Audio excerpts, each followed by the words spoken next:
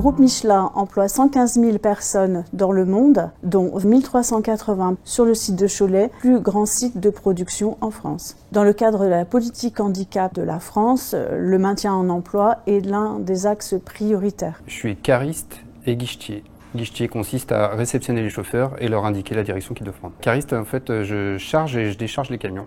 Je suis à mi-temps, je fais 5 heures par jour et j'ai mon mercredi de repos. Je suis responsable d'îlot, logistique, donc manager, j'ai une trentaine de personnes sous ma responsabilité. Je suis rentré dans l'entreprise en janvier 2008, j'étais confectionneur-finisseur. En 2012, j'ai eu mon accident de moto. J'ai perdu l'usage de mon bras gauche. Donc, je suis resté 4 ans et demi à arrêter. Je suis pas resté sans rien faire, j'ai été à la CARSAT, j'ai fait un bilan de compétences et je leur ai parlé du poste de cariste. Et par la suite, avec la mission handicap, ils ont réussi à me trouver un poste adapté. Nous avons rapidement organisé une réunion collégiale avec bien entendu le médecin du travail, le service RH, le SAMET, le manager, l'ergonome du site. Donc ils ont aménagé le chariot élévateur, ils ont rajouté un accoudoir avec un support pour mon bras, une poignée à l'arrière du siège pour que je puisse monter dans le chariot élévateur et une caméra pour pouvoir accrocher un chariot. À mon arrivée, mon manager et mes collègues étaient un peu sceptiques. Ils pensaient que je ne pourrais pas faire le travail complètement ou ils allaient avoir de la charge supplémentaire pour eux. Avant la réintégration de Cédric, il nous a paru indispensable de faire une action de sensibilisation auprès du manager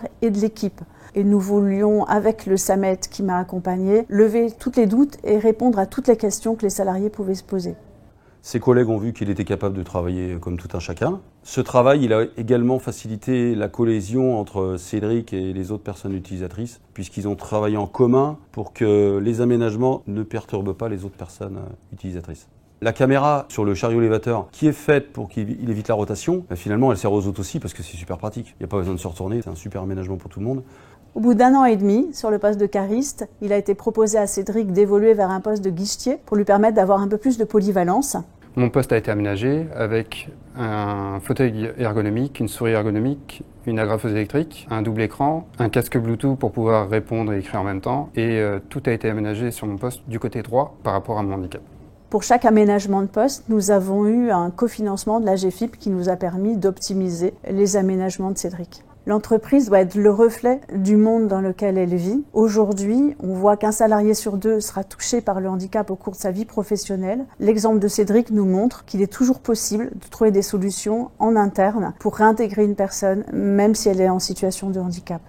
Là, on travaille sur le retour d'une autre personne qui était dans mon service, qui a eu un grave accident de voiture. On a déjà bien travaillé, on a déjà une première expérience. Les équipes sont déjà préparées, donc voilà, je suis très confiant sur le sujet.